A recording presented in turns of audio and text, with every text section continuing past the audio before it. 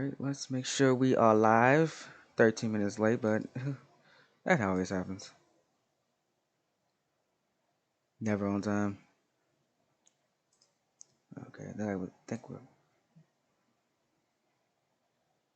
think we're good. I'm not I'm about to make sure we're good. Alright, I see the stream itself. Let me do my sharing business. Put my backup music on for myself. That's my music for myself. Let's see here. We should be live. All right. Oh, we're all live. Okay, I hear it. Make sure I don't sound too terrible. Okay. Oh, we're good. We're good. Okay, we're good. All right, ladies and gentlemen, welcome to the first ever WWE review of the year 2022. So, guys, you guys remember when I did the reviews for the wrestling shows last 2020, and I said I was gonna do it for the entire year, but I never did because I got tired. I got tired of doing them. But I'm gonna stop. I'm gonna make it a point, since WWE reviews are on a Saturday now, and I can come on here on Sunday and talk about it. I'm gonna make it a point this year to review every single WWE pay-per-view that comes out. I might do AEW shows too. I haven't decided yet. Depends on how I feel. Because sometimes when the AEW shows are done now, I typically have exams or something going on whenever they have their shows. But I try to make it an effort to do those shows as well if you all want to see them. But today we're going to be doing our Royal Rumble full show reviewing results. One of the worst men's Royal Rumbles I've ever seen in the last 13 or plus years I've been watching this company. I have not seen a worse men's Rumble than we seen here today. I mean, last night. I'm sorry, it was absolutely horrible. I don't know why my thumbnail didn't. Oh, it did change.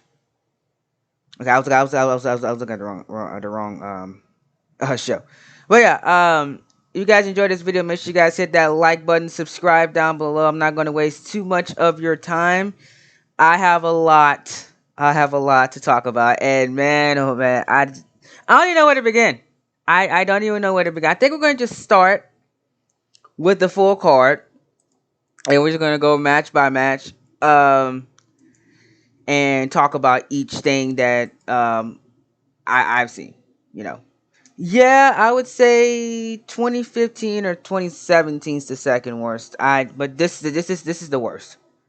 I've never seen you know worse show than I've seen here today. I honestly, I like that is just full blown. Like this show was very very bad. Yeah, 2022 is now the worst. I agree, it is the worst. But I think we had this conversation last night. I think 2015 or 2017 is up there, but with 2015, with the context that we know now, I think it's not the second worst. It's still a bad Rumble, but I don't think it's the second worst. I think 2017 they really really made the wrong decision, and I still say that 2016 was a very very very bad decision as well. They made. I don't even like this show. Proved that WWE has a massive problem. They don't have stars. What do I mean by that? We had two UFC stars that were made in the UFC win the Royal Rumble this year. Brock Lesnar has won the Royal Rumble, and has been in feature in WWE's plans for the last, I'm saying, almost decade of things that they have done. Ronda Rousey came in here and she won the Royal Rumble. She came back, made a return, she won the Royal Rumble. It showed that WWE does not have any trust in their current stars, and they have to rely on part-timers to win the Royal Rumble. It should be the opposite around. The part-timers should be here to elevate the current roster. that they have, but they're not doing that, and it is a major problem that they need to fix. They need to fix because you're not going to have Ronda Rousey available forever. You're not going to have Brock Lesnar there forever. You can't just keep fixing him and plans because he's not going to be around forever. You gotta build new stars, and I have been saying this for years. And it feel like I'm beating a unhealthy drum here, but I've said this time and time and time again that they need to build new stars. And it seems that I've been on deaf ears. I've been saying that since 2014, 15. I was saying on social media around the time. And I said it again when I got my own YouTube channel. I've been saying this same thing for like 6 years on this YouTube channel. Since 2016. I've said this same thing. And it looks like every year they neglect what I say. You know, and it shouldn't be like that. It shouldn't be like that. This Royal Rumble proved another thing. When you release half of your roster, you can't put a Rumble together. Look at how bland that Women's Rumble was. They released the majority of the talent last year, and that Women's Rumble was bare bones. It felt like they were just barely getting over the hump with that Women's Rumble. Honestly. Because they released all their majority of their talent last year, it was hard for them to fill both Rumbles. That's another problem. Another one is for the men's. You could barely identify who those people were. The theme songs that they had for some of these wrestlers are absolutely terrible. I'm sorry. I am sorry. Whoever wrote those theme songs, they need to go. Because those theme songs are absolutely horrible. Absolutely bare bones, terrible theme songs. You couldn't even identify who it was. Like Austin Theory, Ricochet's theme is terrible. I missed his NXT theme song. Robert Roode, I could barely identify who Robert Roode was. And Dolph Ziggler. Who made that theme?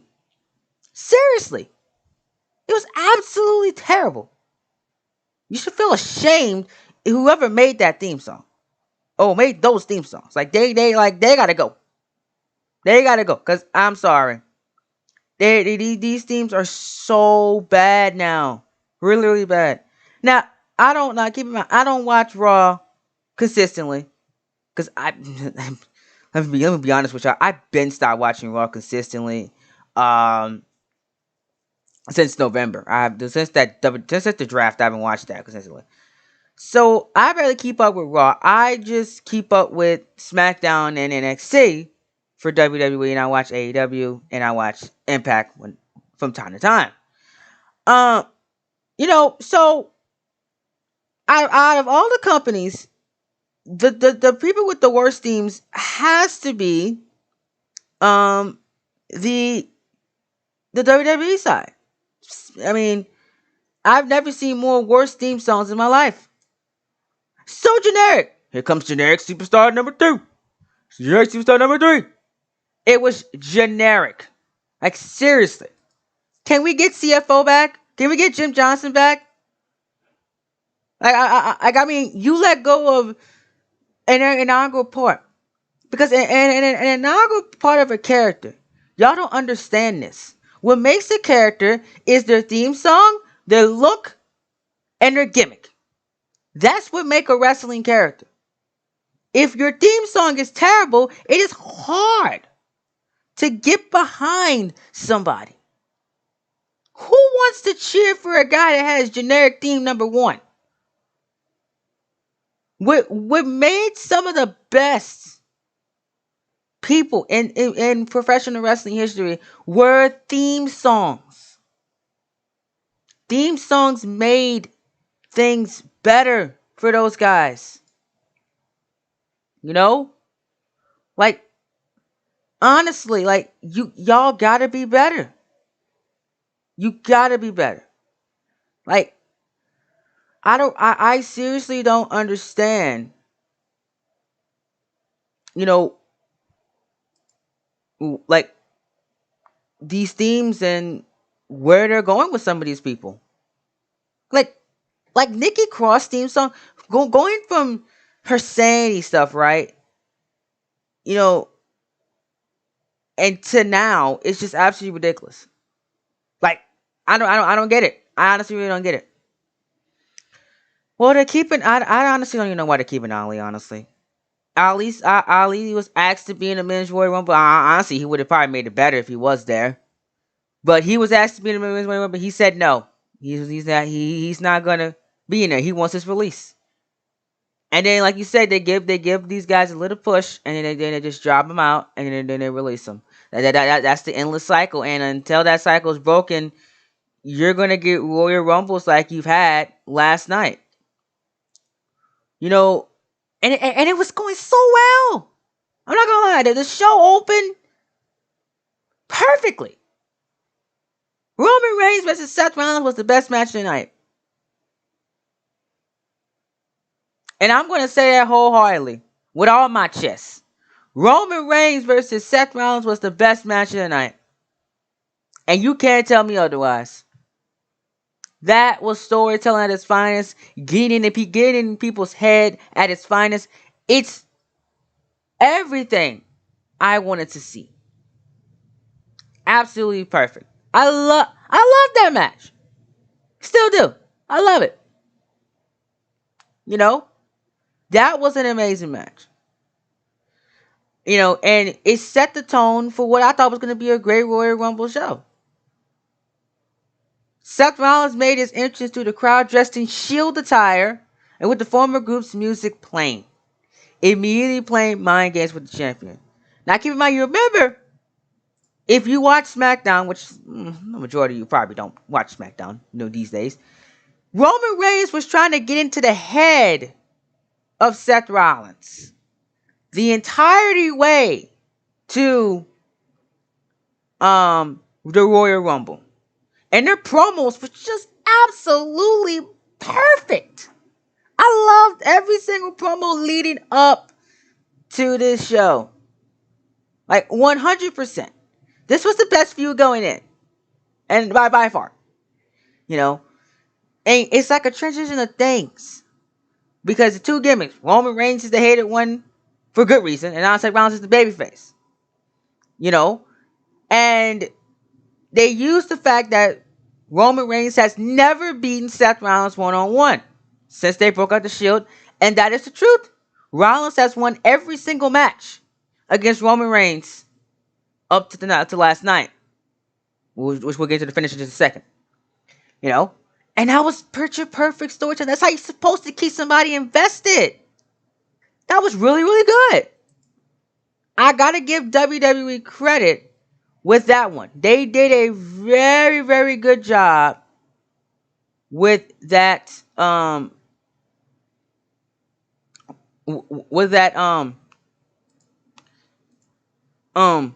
storytelling element right there. That was absolutely perfect. I loved it.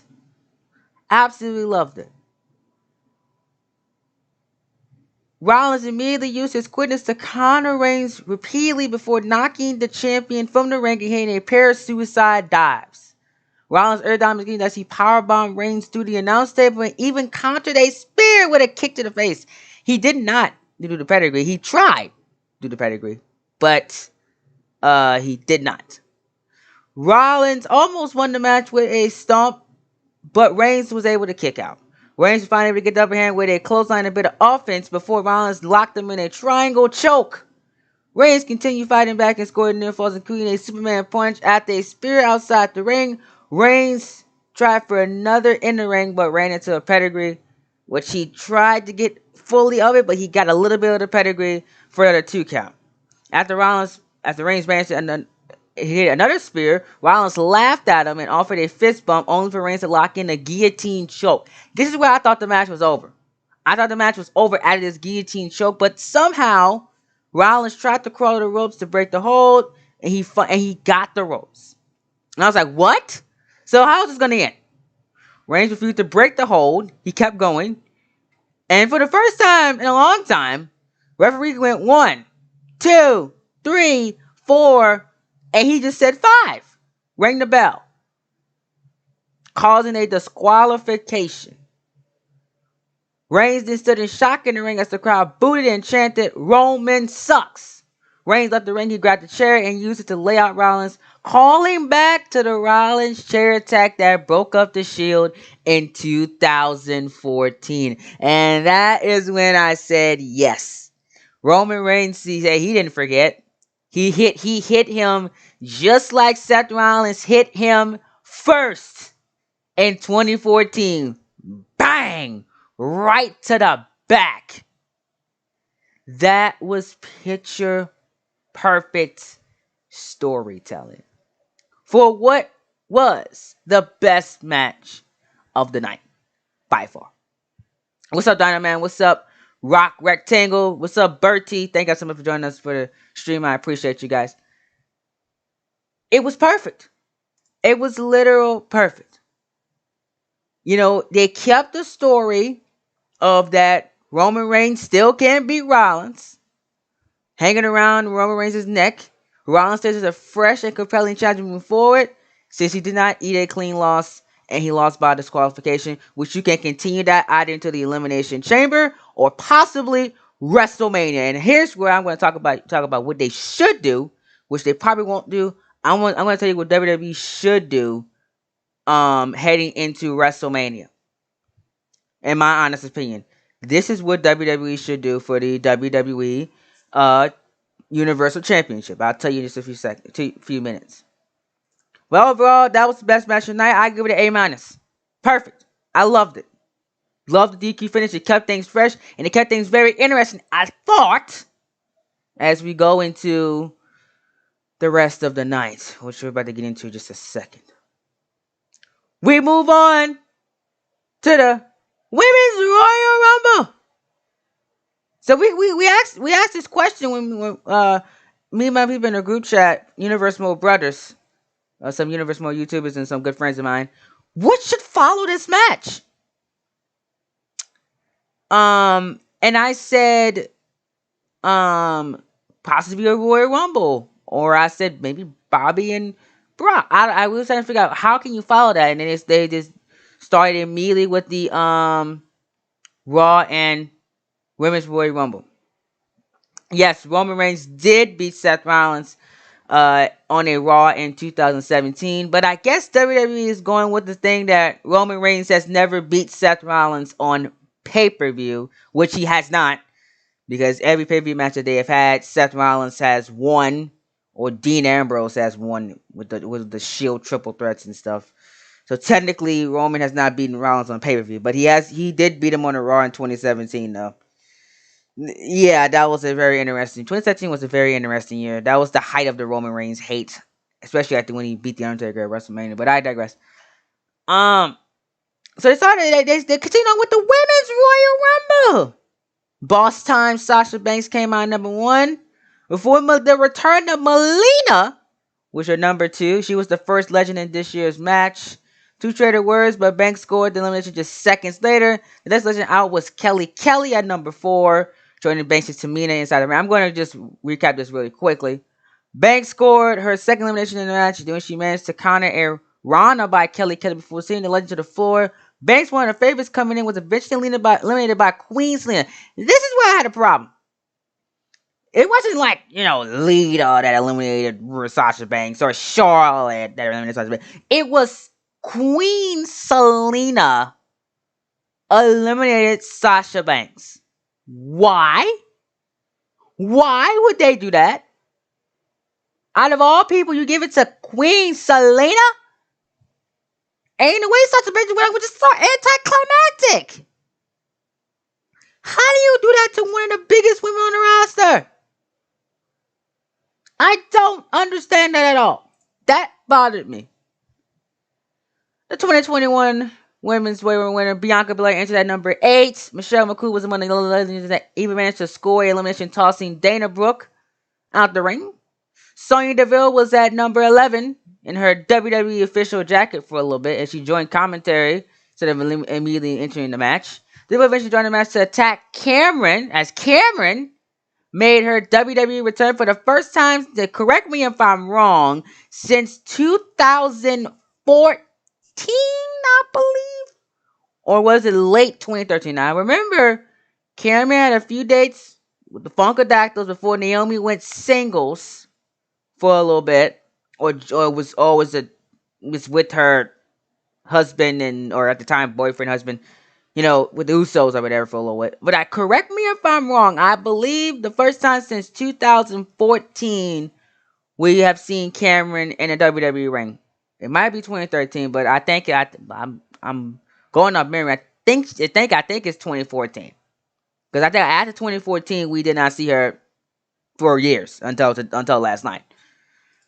But correct me if I'm wrong. Trying to get digging at Naomi by eliminating her former tag team partner, which she did. They could have waited at least another 90 seconds to do it, but WWE in a rush. Naomi was the next woman out and immediately brawling with Deville before eliminating her. Another favorite was at number 17 when SmackDown Women's Champion Charlotte Flair entered the match. Here's my problem, okay? Oh, okay. I think 2015. Okay, I didn't know she was in the company in 2015. Honestly, I don't. That's how much I didn't care about the women's division at the time. Um, Another problem for me, the Royal Rumble should not have your main world champions enter. You know what I'm saying?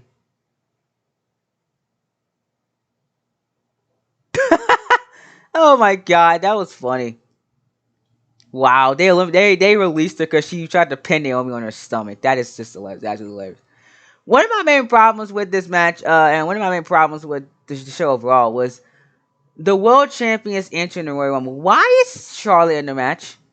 You're telling me you could not come up with a feud for Charlotte Flair to have on this show to give her a match like you did with Becky Lynch? Like seriously, you could have did something and not had her in this match, because we don't want the thought of Charlotte Flair becoming a double champion in our heads. I can tell you that nobody wants that to happen at all. 100%. But Charlotte Flair entered. Deville will get back in the mix despite the elimination, up and pull Naomi from the ring apron. That Seth Rollins eliminated her, resulting in Naomi's elimination. Ripley scored her third elimination in the match when she bounced WWE legend Ivory from the match. Ivory looked great, by the way.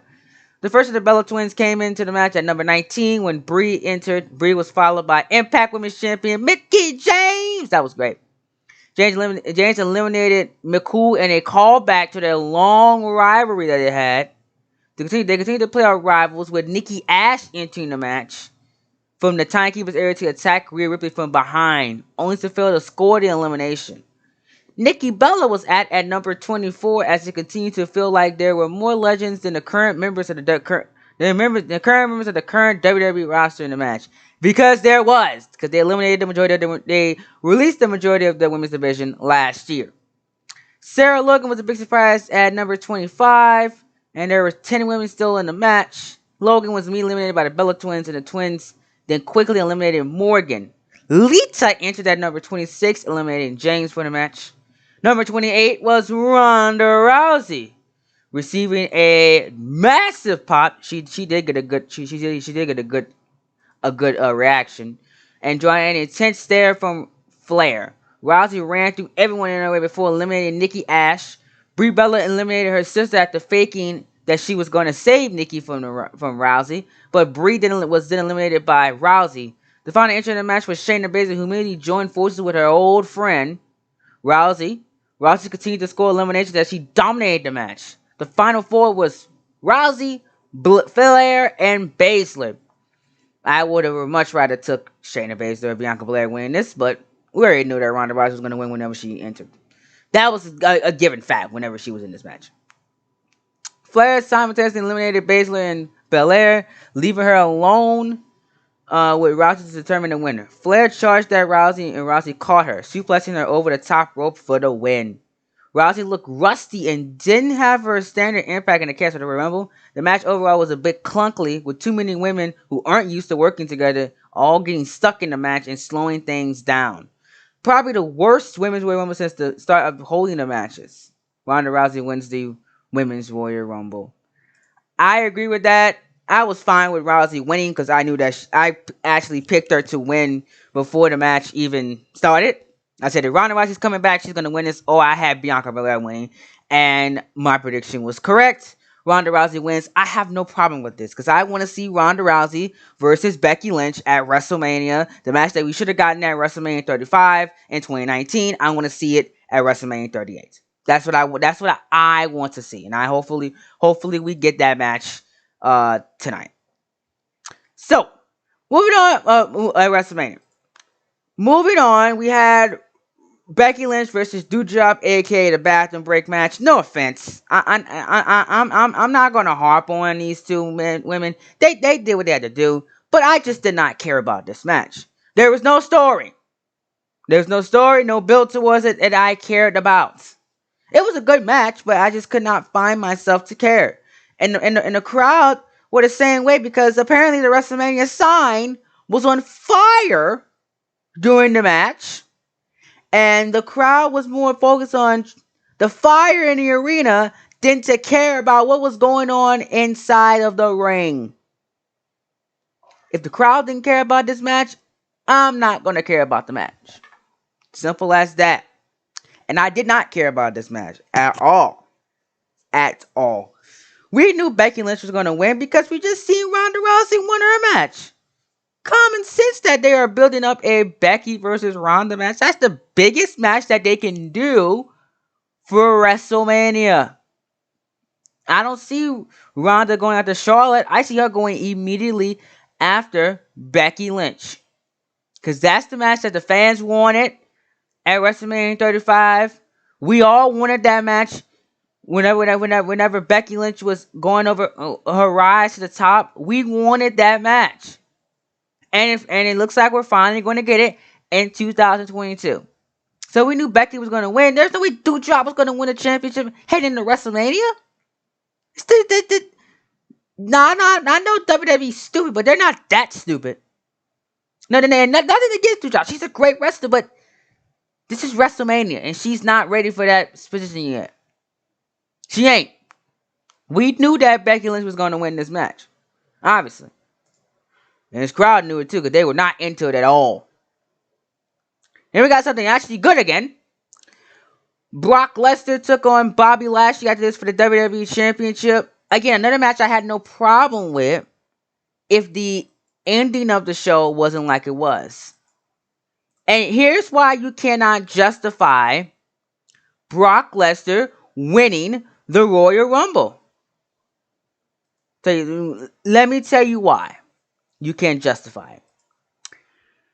In this match, Brock Lesnar WrestleMania match was set up. Roman Reigns cost Brock Lesnar his WWE Championship. Hit him over the skull, allowing Bobby Lashley to win the WWE Championship once again. Lesnar was set. He had his storyline reason of going after Roman Reigns, COVID preventing. He was going to get his WrestleMania match in Dallas, in Texas, AT&T Stadium. He was there. Why did Brock Lesnar win the Royal Rumble? You literally set up him for the WWE Universal Championship in this match. We had the match set up right here. All they had to do is play up what they played up when Lesnar returned and was originally going to fight Roman Reigns at WWE Day 1. All they had to do was play that up and continue that story going into WrestleMania.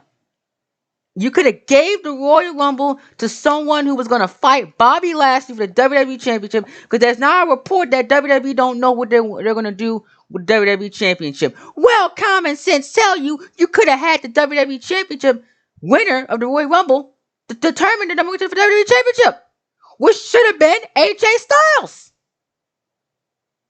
Because Brock Lesnar had his match set. What the song I said? He wanted signed, sealed, delivered.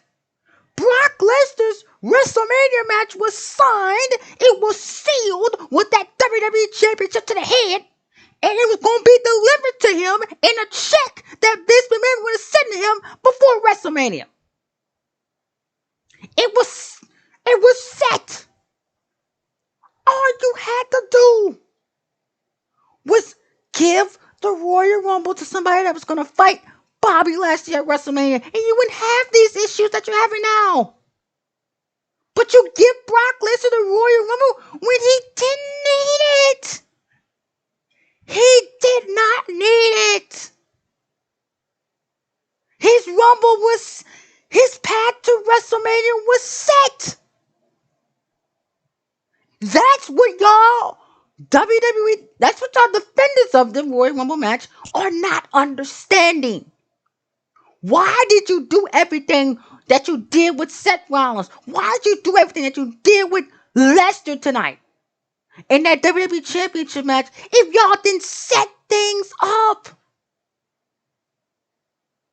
He's a free agent. He's not tied to Raw. So you can't use that excuse. He's not tied to Raw. He's a free agent, for crying out loud. That's what I'm not understanding. That's why you can't defend the men's Royal Rumble. I'm using y'all own logic against y'all. And this song is playing in the background of Out of Touch, because that's what Vince McMahon is. He's out of touch and don't understand it. He's not using logic in his decisions anymore, making it make sense. Lesnar's a freaking free agent. He can do whatever he wants. All you do is just show up on SmackDown and say, hey, you cost me my WWE Championship, so I'm going to take something that means a lot to you. That Universal Championship. Me and you at WrestleMania. Boom. We have reasoning. We have a story behind it. Paul Heyman and Roman Reigns cost Brock Lesnar the WWE Championship. Now it's going to take something that means something to Roman Reigns, that Universal Championship. That's your story. Signed, sealed, delivered. Do the match at WrestleMania. You're done. There's no need for an extra part, an extra layer, and with the WWE Royal Rumble match for Brock Lesnar. It made no sense. And you can't tell me otherwise. I just broke it down literally for the last 5 minutes why the Royal Rumble should have not have went to Brock Lesnar. Because in this match, his WrestleMania match was booked. All let's have to do is just book his private jet for April, whenever WrestleMania is. And he was there, and he was gonna do what he had to do. Period. After that, we had Miz and Maurice versus Edge and Beth Phoenix. Now, I'm going to go on a limb. I'm going to say that this has been the weakest Edge match I've ever seen since his return. That's not, I'm being dead serious. I love Edge. Y'all know I love me some Edge. He's one of my favorite stars of all time. You know, he legit made my childhood. And I felt that they are wasting Edge with this feud with Miz. I understand that you want to get Beth Phoenix back in the spotlight. I understand that Edge wants to work with his wife. I mean, all power to him. I'm not mad at him. Shoot, I would love to work with my wife if my wife was in professional wrestling. I would absolutely love to work with my wife. I'm not mad at him for wanting to do that. But I don't understand this. I really don't understand this. Why is this a match pay-per-view? Y'all could have done this feud for something like Saudi or something. I don't know. This should not be on one of the biggest pay-per-views of the year. Sorry. It should not be here at all. It felt like filler, honestly. They really fumbled Edge here. I personally would have put Edge in the Royal Rumble. And I would have put Edge and Beth in the Royal Rumble. Personally. Because that's what they should have been. Same for the Miz. Because honestly, that Men's Royal Rumble had no real contenders that could have won it. Honestly. I'm being very honest with y'all with that statement. Seriously. But I digress. That's all I'm gonna say on that one, ladies and gentlemen. But Edge and Beth Phoenix win. Do you care? Of course you don't care. You don't care. And that's the problem. That's the problem. 2 matches on the show I did not care about. And to be and I'm not gonna lie, it's not the wrestling. I'm not gonna fault the wrestlers. I'm faulting the writers. Because again, this is the same thing I said with AEW, the same thing I said with Impact. It's the same thing I said for wrestling across the board. Wrestling matters. Of course it does. But story also matters. If you don't care about a match, you're not gonna... I'm leave it alone. If you don't care about a match, no matter what that wrestler do in the ring, you won't care about the feud or match in general. You need to care about the story. And that's some of the problems that Universe Mode creators have too. But I'm gonna talk about it briefly here. Some of the problems y'all have too is y'all just throw matches together and expect me to care about it. Can't do that. Gotta have story to what you do. That's WWE's problem too. But I'm gonna leave it alone. We're gonna move on. Anyway, so let's talk about the men's Royal Rumble in 4. I told y'all I wasn't gonna keep y'all long. I'm almost done. It's almost 1 o'clock. 1 o'clock here. I started at 12:13. I can be done by 1:15 probably. Not even an hour review. Not even gonna take y'all time like that. The men's Royal Rumble. The title says it all. One of the worst men's Royal Rumble I've ever seen in my life. I've been watching wrestling since my first memory of wrestling was 2007. And the first Royal Rumble I remember ever watching was the 2009 Royal Rumble. And that Royal Rumble was 10 times better than what I just seen last night. It seems like there's been a pattern that WWE has produced the worst Royal Rumbles in the last 5, 6, 7 years.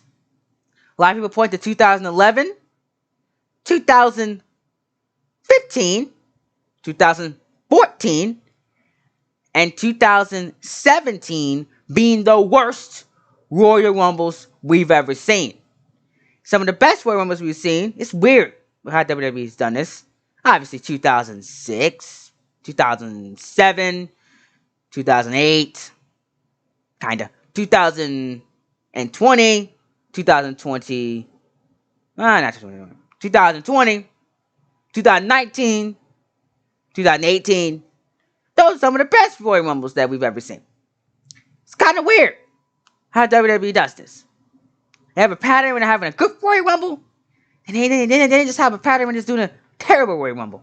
They just can't stay consistent. And they were doing good too. 2018 was good.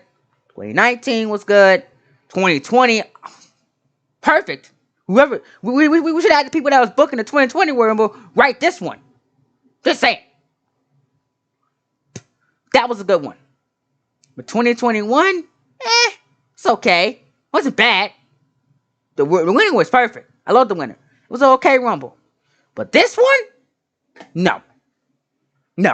From start to finish, this one was bad. Very, very bad and boring. Let's talk about it. AJ Styles was number 1 in the match. Okay, I was like, okay. He was my pick. I was like, okay. Edge did this from the first two, um, you know, um, they probably been released since then. I wouldn't be surprised. Yeah, probably. Honestly, they probably were released because I don't know, because whoever produced this one, they know what the hell they were doing at at all. I was like, okay, Edge won that first two. I think, okay, so I said AJ Styles is gonna win that number one and be only a few men to do that number one because he got a couple years left. He's gonna win that number one. Fight Bobby Lashley at WrestleMania for WWE Championship. It's gonna be great. No, they fooled me. Nakamura came in at number two, bringing two longtime rivals together to start the match. The first man eliminated was Robert Roode, who was knocked from the ring by Styles just moments after entering the match. Styles also eliminated Nakamura moments later, getting to the former multi-time champion out to a strong start from number one. The ring filled up for a while without much meaningful action happening until Johnny Knoxville entered at number 9. Went right after Sami Zayn. He did, taking him down before landing a few punches and pointing at the WrestleMania sign. Knoxville delivered a forearm on Styles before Styles blasted him with a combination of strikes, and Montez Ford hit a frog splash before Zayn eliminated Knoxville with a kick. Styles then dumped Zayn from the match. Almost was the first true giant giant entrant to the match at number 11, immediately taking out everyone he could get his hands on, eliminating both the Street Profits. Almost was eventually eliminated through the combined efforts of 6 men. They actually made him look very strong in this match. Gotta commend WWE for that, at least. Styles continued to not only survive, but dominate as he continued to pile up eliminations. Styles was finally eliminated through the combined efforts of, you won't believe this one, Happy Corbin and Madcap Moss. Let me repeat myself. AJ Styles, one of the best wrestlers in the world, who was number 1 in the match, was eliminated by Happy Corbin and Madcap Moss.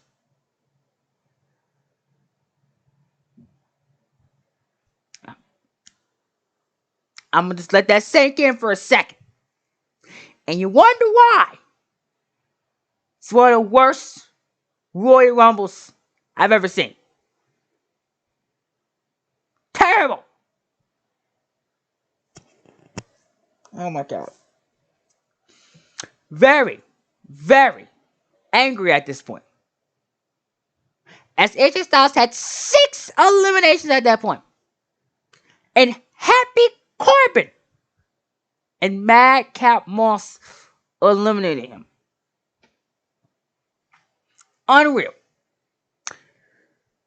After a very slow session, it was very, very slow. I was falling asleep. Middle session of this match. Favorites started rolling in, starting with Drew McIntyre at number 21. I said, okay, McIntyre's going to save this one too. McIntyre made the 2020 Royal Rumble one of the best of all time. Maybe he can save this Royal Rumble from being not so terrible.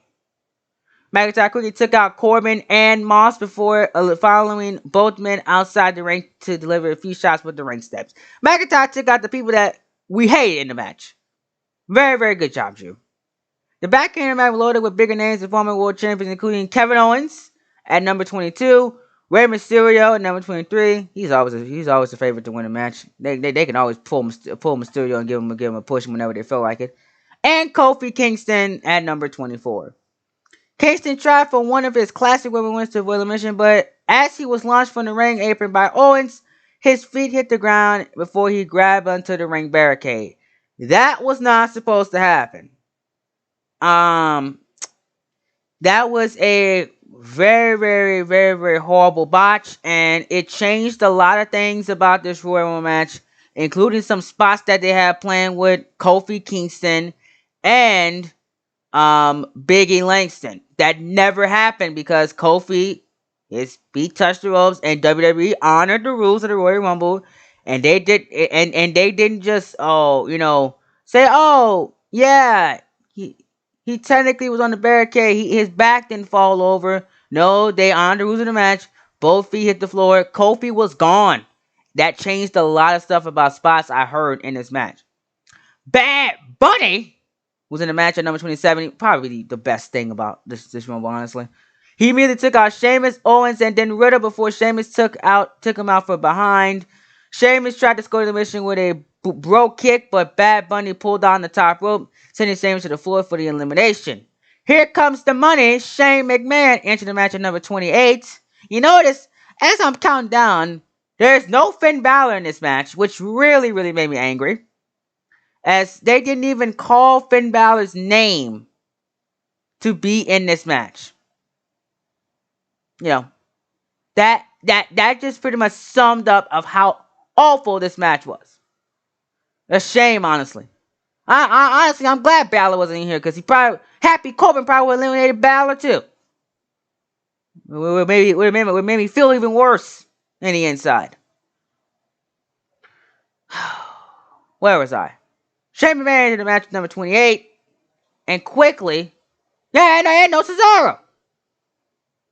You had stars there, but they ain't even use them. But Madcap Moss gets a moment at the Royal Rumble. Disgusting. McMahon eliminated Owens from the match in an odd run that saw 3 of the 4 eliminations scored by either Bad Bunny or Shane McMahon. Very, very odd.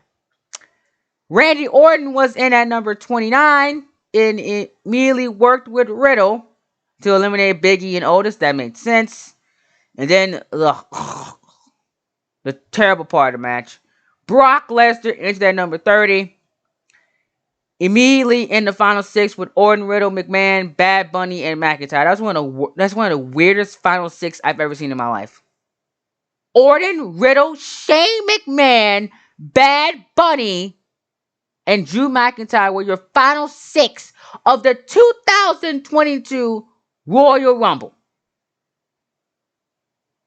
Very, very weird. With Brock Lesnar, by the way, for context. Lesnar took out everyone with suplex before eliminating Orton. Lesnar then hit Bad Bunny with an F5 and tossed him over the top rope. Poor Bad Bunny. Riddle was next, and then Shane, leaving it down to McIntyre and Lesnar. So Lesnar literally took out everybody. The last 6 in the ring, or technically the last 5, Brock Lesnar just took them all out. All that momentum that they had was gone in less than 5 minutes of Lesnar coming out. Lesnar blocked a McIntyre Claymore and then hit an F5 and over the top rope on McIntyre to win the Royal Rumble. The match was a unmitigated disaster. Easily ranks among the 5 worst all-time, if not lower, Royal Rumble matches. The match dragged badly, and the crowd was lost because of it. And further lost when Kofi Kingston's big spot went wrong. And McMahon and Bad Bunny in the final 5 is just a wrong call beyond any doubt. I don't mind Bad Bunny being there, but Shane McMahon, out of all people, Shane McMahon is in your final 5. That's a problem. That is a massive problem that needs to be addressed. Unbelievable. I honestly I'm not gonna rant anymore. I ranted about it. I told y'all my piece early on in the stream. I'm not gonna rant about it anymore. I'm not. Overall, I started about this last night. The Royal Rumble was a solid 3.5 out of 10. I gave it a 5 last night, but thinking about it more with doing research and taking on these notes, watching it again this morning, this show was a 3.5. And I'm not going to watch it again. I just can't, because every time I watch it, my ranking gets lower. 3.5 out of 10. Why would you do this? That's the big question. Why would you do this? And I know why they did it. Because they have no stars. Or they claim they have no stars. They have stars, but they just don't use them. Or they just have terrible gimmicks or terrible theme songs and people can't get behind them. And here's the thing. I know somebody that is a casual fan and watches wrestling. You know, my uncle actually. He said that the biggest problem with WWE is they rely too much on the Brock Lesnar's and Ronda Rousey of the world and are not investing in their future. And that was one of the reasons why he started watching AEW. It's because AEW, despite some things that I still don't like about them, they invest in their future. They invest in the MJFs of the world. They invest in the Hangman Adam Pages of the world. That's the example that he gave me. And I told him that he's right. They do. They do invest in their future. Because he knows that you can't rely on the Lesners, the Rouseys forever because they're not gonna be around that long. Look at the Undertaker. WWE relied on the Undertaker until he couldn't do it no more. And now, what can they sell WrestleMania on? Yeah, WrestleMania said the nightlife, the name of it, but they made it his show for so long that some casual fans are not going to watch WrestleMania because the Undertaker's not there. I've talked to many casuals about that as well. They're not going to watch WrestleMania because the Undertaker's not there. And that's the problem that you have. Major problem.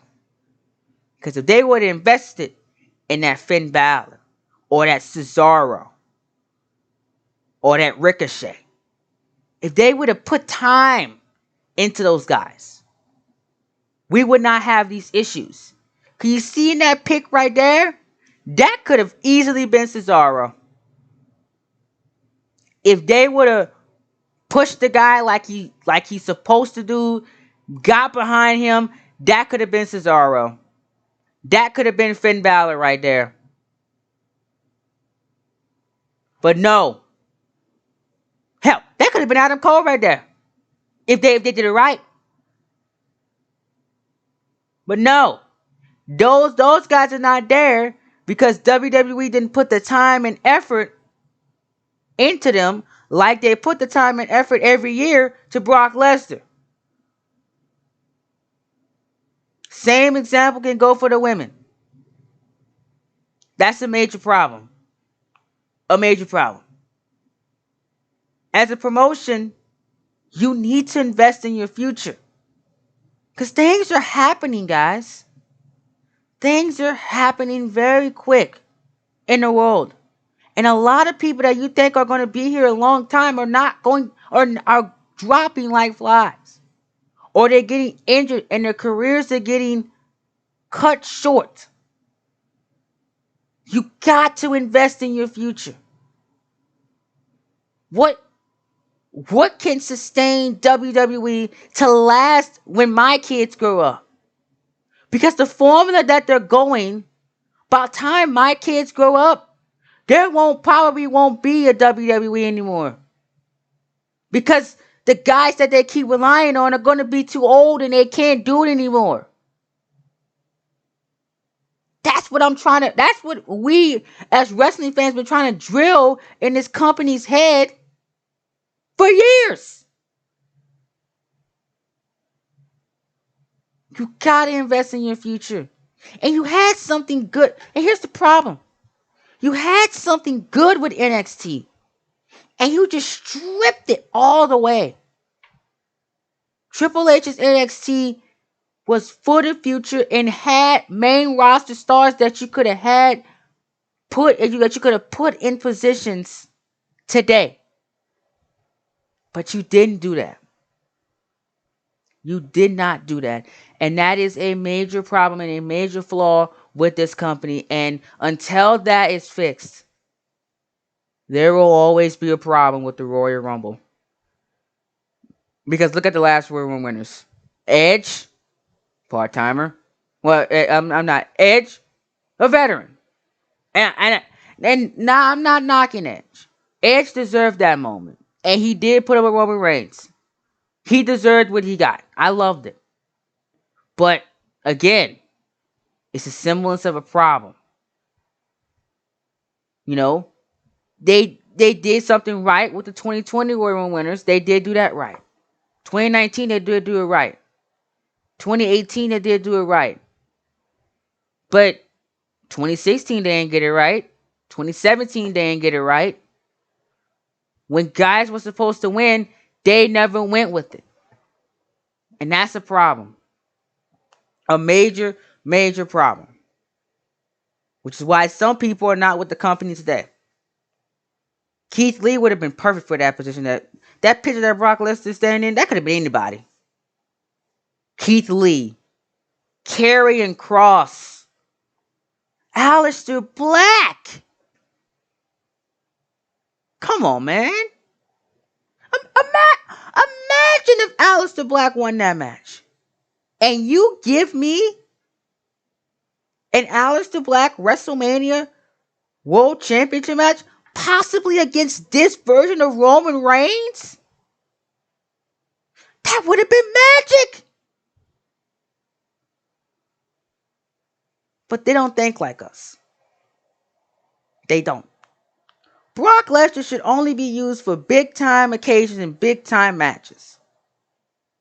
A Brock Lesnar and Keith Lee match should have happened. He should have put over Keith Lee. He should have put over Karrion Kross. Hell, he should have put over Aleister Black.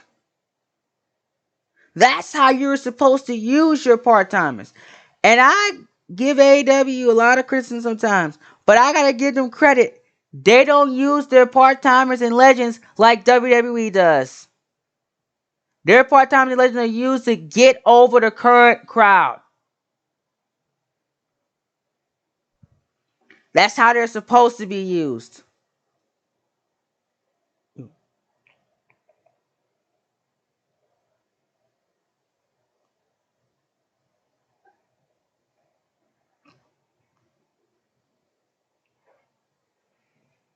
Responding to a text. But, like I said, until things change, the more things change, the way the things stay the same within WWE. And that problem, until it is fixed, will keep on occurring over and over and over again. And it looks like WWE will never fix that problem. And it's very, very sad. Very, very sad. Ladies and gentlemen, I'm not going to hold y'all too long. Like I said, this Rumble was not that long anyway. And I said my case. I told y'all how I felt. And this is going to be it for this video. Thank you so much for watching this video. If you guys enjoyed this video, make sure you guys hit that like button. Subscribe to the channel down below. I appreciate it if you guys can. And adhere to the links in the description down below. Before we go, hold on. Stain's perfect example. He doesn't go for the World Championship and he gets Darby Allin more and more over every week. Exactly. How a legend is supposed to be used. You guys to the channel. Make sure you guys adhere to the links. There is a Twitter link. Follow me on Twitter. It's where you get the most updates from me. I tweet about wrestling almost every week. And I also have all of my the majority of my Universe Mode updates are there. Join the Discord if you haven't already.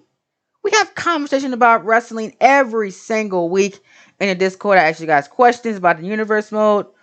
And I want the Discord to be more interactive. So if you have not joined the Discord, be sure to join the Discord now. That link is in the description down below.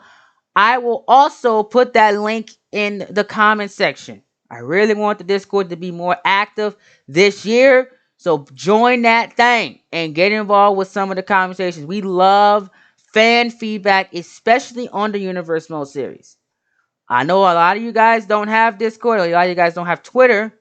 A lot, I don't know, because I personally, if I wasn't a YouTuber, I would probably stay away from Twitter that much too if I could. So Discord is one of the main things that you guys have. So I want you guys to join the Discord if you haven't already. Let's get the conversations going in there, because that is where I be the majority of the time. I be on Discord almost every day. So if you want to talk to me, DM me or whatever, and continue to interact with me outside of YouTube, join our Discord. The link will be right here as well. Another massive thing you guys can do to help the channel out is to subscribe. Hitting that subscribe button, turning on notifications will more than likely give you the videos that you need, and you will get them on time. Subscribe down below. You will not be disappointed. If you think this review was great and I was entertaining here, just wait. My Universe Mode videos will keep you entertained. My live stream will keep you entertained. And all the other content that I do will keep you guys entertained throughout the process. One more thing. Follow my podcast. If you guys don't know, I have a podcast. It is called Train Talks. We are actually starting recordings actually today, and we'll continue that into the weekend. If you guys want to check out my podcast, it's Train Talks. You should search that up on Spotify. You can search it up on Anchor. The best way to do it is click the link that I'm going to provide to you in the comment section, chat down below, to Anchor. If you want to know the reasons, and you are a Universe Mode YouTuber, I'm going to you love Universe Mode, I'm going to link this podcast to you, and you can also rate my podcast while you're at it. My top 5 Universe Mode creators of 2021. I am linking that right now. So go watch our podcast, like our podcast, favorite my podcast, and turn on those podcast notifications so you don't miss a single podcast episode when it is posted. And if you guys want to follow my other social media links, they are in the description down below. We are working on launching our Patreon. I will look to launch. It is there. But I am looking to launch my Patreon when we hit 3,000 subscribers. That's the goal. I want to have at least 3,000 fans at that point. Then we will launch our Patreon page for exclusive videos and all that stuff. But for now, everything you get is FR to the EEE free. You get all Universe Mode content. When everybody else gets it, you get all podcasts, all videos when everybody else gets it on this channel. That includes both channels as well. Starting whenever the Patreon and YouTube memberships go back online, things will be exclusive. It will be up to 48 hours early access on everything that we post. I will have more details whenever we reach 3,000 subscribers of when the Patreon will be established. But for now, everything is free of charge. All you gotta do is watch the videos and you will be golden. Thank you all so much for all your consistent support. Like I said, adhere to those links. Y'all, hope y'all have a great rest of your Sunday. And us at CTP and Coltrane will see you in the next video, which will most likely be Monday Night Raw, The First Dance, or something else that I might have a little surprise for you all in the coming week. Till then, ladies and gentlemen, y'all take care, and I will see you all in my next video. Remember to be glorious at every single thing you do, and be phenomenal or be forgotten. If you're new to the channel, it's not just a saying, it's a way of life. Thank y'all so much for all the consistent support, and we will see you all in our next video. Peace out, y'all.